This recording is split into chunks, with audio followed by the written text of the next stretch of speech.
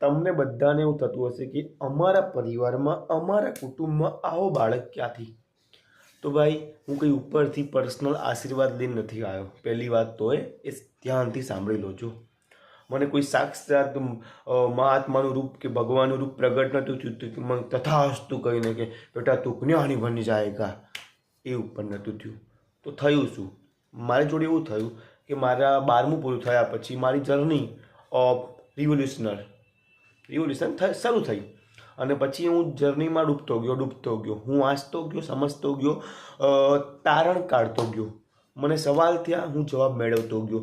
તમારી પાસે તો ના મળે, કારણ કે ખબર છે તમે બહુ સામાજિક માણસ છો, તમે બહુ ધાર્મિક માણસ છો, અને હું એકદમ નાસ્તિક માણસ છું.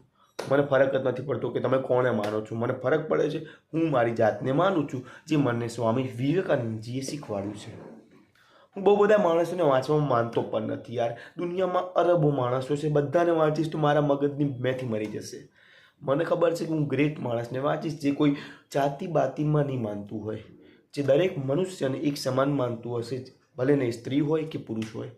હું એવા માણસને વાંચું છું. હું હિસ્ટ્રીના કાળા અને સારા બધા પરિણામ વાંચીને આવ્યો. પછી મને રિયલાઇઝ થઈ ગયું કે હું કંઈ નહીં કરું તો કોણ કરશે. પછી મારા સંબંધીને, મારા કુટુંબને, મારા પરિવારને, મારા સમાજને જે લાગે મારે કંઈ લેવા દેવા નહીં.